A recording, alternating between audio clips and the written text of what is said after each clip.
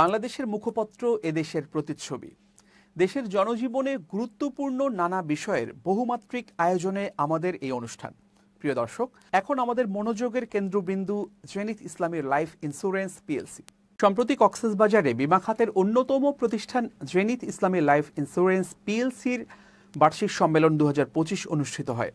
কোম্পানির মুখ্য নির্বাহী কর্মকর্তা ডক্টর এস.এম. নুরুজ্জামানের সভাপতিত্বে প্রধান অতিথি হিসেবে উপস্থিত ছিলেন বাংলাদেশ ইন্স্যুরেন্স অ্যাসোসিয়েশনের প্রেসিডেন্ট সাইদ আহমেদ। সাইদ আহমেদ বলেন, আমার বিশ্বাস যে জেনিথ একদিন ভালো করবে।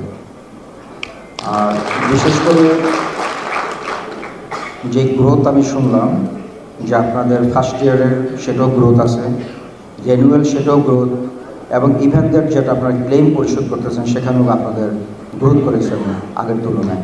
এটা খুবই ভালো কথা।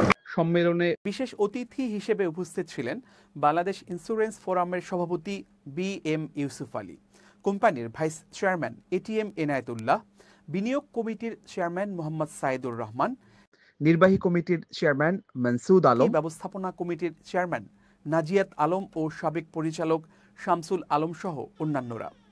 সম্মেলনে প্রতিষ্ঠানের সফলতা ও আগামী বছরের পরিকল্পনা তুলে ধরা হয়।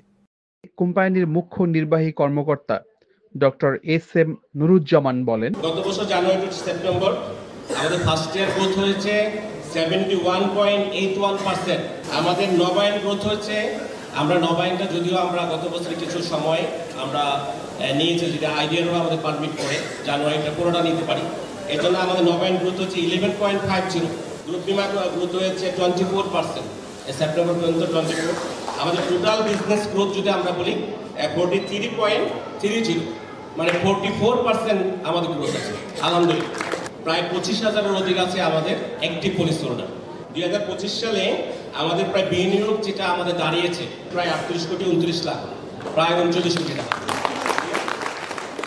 আমাদের সারা দেশে প্রায় 126টার মতো হাসপাতাল আছে, হাসপাতালের সাথে আমাদের এমইউ চুক্তি আছে।